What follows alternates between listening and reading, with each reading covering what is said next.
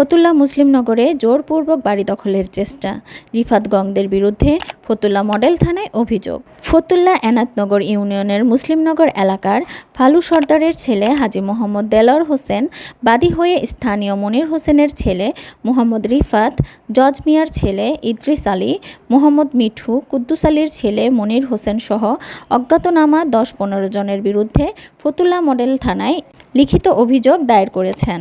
অভিযোগ সূত্রে জানা যায়, ৩০ বছর পূর্বে ফতুল্লা সাব রেজিস্ট্রি অফিসে রেজিস্ট্রিকৃত ৪,২৫৬ নং সাব কাবলা দলিল মূলে শ্রীধর্দী মৌজার খতিয়ান নং CS-১০২, SA ১৩৯, RS ৯৯, দাগ নং CS ও SA ১৭৩, RS ২৭৫ দাগে ৩.৫% সম্পত্তি রেকর্ডীয় মালিক দুধমেহের এর ওয়ারিশ মোহাম্মদ নিজামউদ্দিন গংদের কাছ থেকে খরিদ করেন হাজী মোহাম্মদ দেলোয়ার হোসেন। খরিদকৃত সম্পত্তি নিজ নামে নামজারি ও সরকারি খাজনা পরিশোধ করে সেখানে পাকা ভবন নির্মাণ করে এবি ডায়াবেটিস সেন্টার নামে স্বাস্থ্যসেবা ও প্রতিষ্ঠান ভাড়া দিয়ে শান্তিপূর্ণভাবে ভোগ দখল করে আসছিলেন।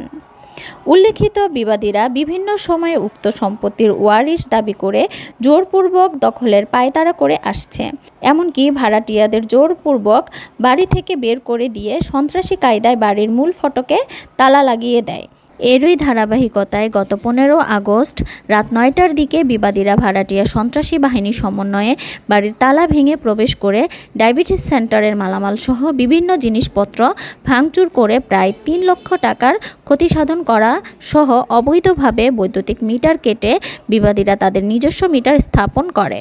বাদীর জামাতা মোহাম্মদ ইব্রাহিম খবর পেয়ে ঘটনাস্থলে উপস্থিত হলে বিবাদীরা তার উপর চড়াও হয় এবং এলোপাতাড়ি মারধর করে শরীরের বিভিন্ন জায়গায় নীলফুলা জখম ও লোহার রড দিয়ে পায়ে আঘাত করে হাড় ভাঙা জখম করে। গুরুতর আহত মোহাম্মদ ইব্রাহিম খানপুর ৩০০ শয্যা হাসপাতালে প্রাথমিক চিকিৎসার পর উন্নত চিকিৎসার জন্য ঢাকায় একটি বেসরকারি হাসপাতালে চিকিৎসাধীন আছেন। হাজী মোহাম্মদ দেলোয়ার হোসেন আরও বলেন, আমার নাম মোহাম্মদ দেলোয়ার হোসেন, পিতার নাম ফালু সর্দার, গ্রাম মুসলিমনগর, নারায়ণগঞ্জ।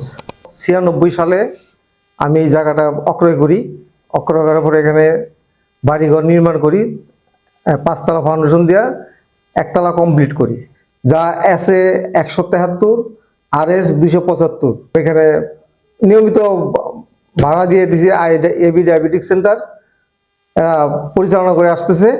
রিফাত, পিতা মনির হোসেন আমার বিরুদ্ধে নানান পদের মামলা মোকদ্দমা এবং হয়রানিমূলক কর্মকাণ্ড চালাইতেছে। আমার প্রতিষ্ঠানটা তালা মেরে আমাকে রাস্তা দিয়ে হাঁটতে দেয় না।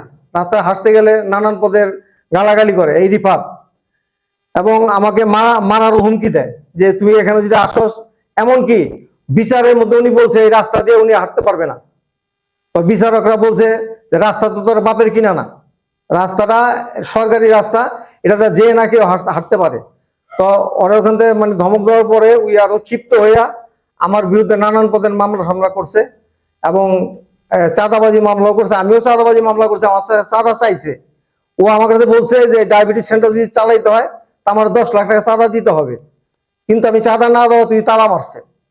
তালা মাইরা মানে আমার নানান ধরনের হুমকি দেয় এবং এই চাঁদাবাজি মামলা আমি দেওয়াতে ও আমাকে পুলিশ দিয়ে হয়রানি করাইছে, পুলিশের দিয়া মামলা করাইছে।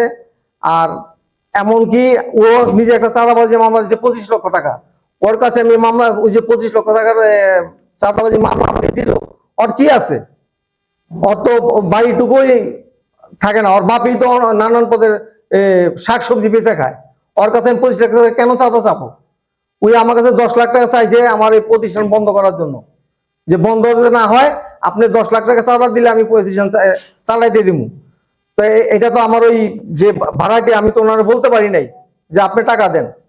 তো আমার নানান হুমকি দেওয়াতে আমি চাঁদাবাজি মামলাটা করেছি। এর মধ্যে ওরা কিছু গুন্ডা প্রকৃতির লোক নিয়ে আইসা আমার তালা ভাঙিয়া আমার মালপত্র বের করে দিয়া, ডায়াবেটিস সেন্টারের মালপত্রগুলা রাস্তায় ফেলে দিয়া ওরা ভিতরে ঢুকে পড়ার পর আমি আসি, আমাকে মারধর করে এবং আমার মেয়ের জামাইকে পায়ের মধ্যে আঘাত করে, রড দিয়া পা ভেঙে যায়, হাতে চোখে আঘাত পায়।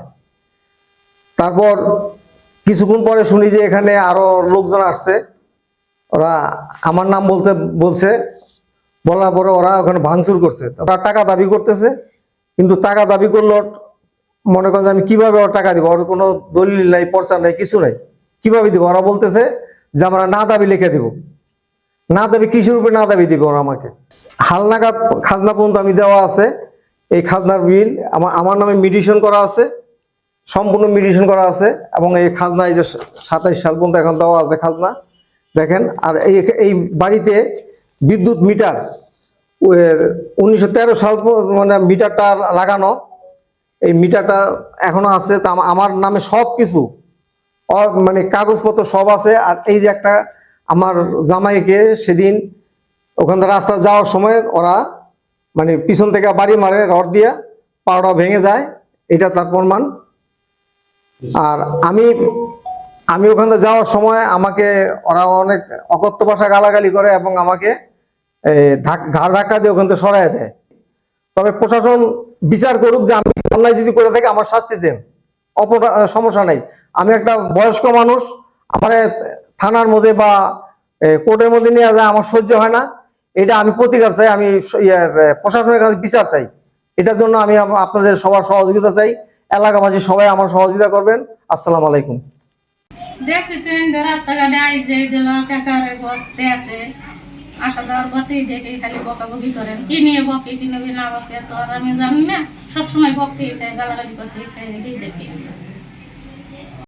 আসি যায়, এটা তো দেখতে খারাপ লাগে, এরা তো আমার দ্বার ভালো লাগে না। এরা একটা তুরন্ত করলেই তো হয়, বইলেই তো হয়, এক জায়গায় বইয়ে এরা করতে পারে, যদি দুই কথা কইতেও পারে, যদি ভুল হয় এক জায়গায় বইলেই তো এটা সমাধান হয়ে যায়।